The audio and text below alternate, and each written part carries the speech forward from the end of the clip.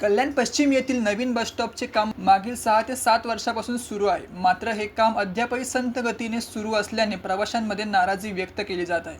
कामासाठी आवश्यक असलेली यंत्रणा आणि मनुष्यबळ पुरेसे नसल्याचे चित्र सध्या पाहायला मिळत आहे. त्यामुळे हे काम नेमके कधी पूर्ण होणार असा सवाल नागरिकांकडून उपस्थित केला जात आहे. दरम्यान याबाबत आम्ही नगरकर संघटनेच्या वतीने महाराष्ट्र राज्याचे परिवहन मंत्री प्रताप सरनाईक यांना निवेदन देण्यात आले आहे. रखडलेल्या कामाला तातडीने गती देऊन नवीन बस स्टॉपचे काम लवकरात लवकर पूर्ण करावे अशी मागणी करण्यात आली आहे.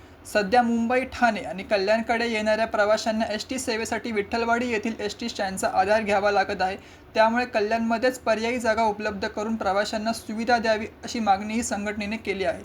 संबंधित विभागाशी संपर्क साधण्याचा प्रयत्न केला असता त्यांच्याशी संपर्क होऊ शकला नाही. दरम्यान प्रवाशांची गैरसोय अशी सुरू राहिल्यास आंदोलन छेडण्याचा इशारा आम्ही नगरकर संघटनेचे पदाधिकारी शांताराम झावरे यांनी दिला आहे. आज आम्ही कल्याण एसटी डेपोमध्ये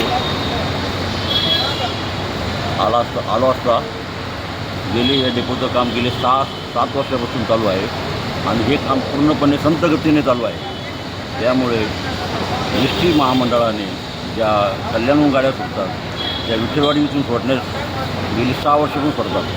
परंतु कल्याणकर आणि नवी मुंबईवरून येणाऱ्या सर्व एस टी प्रवाशांना महाग त्रास होत आहे विठ्ठलवाडीला जाण्यासाठी.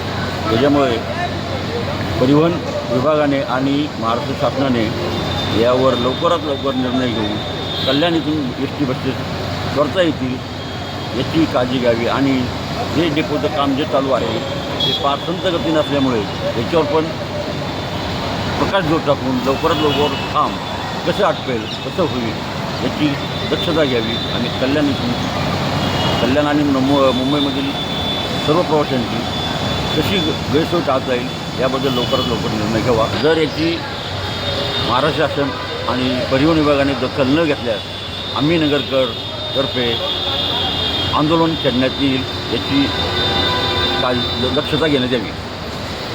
दत्ता विचारे, जनशक्ती, कल्याण.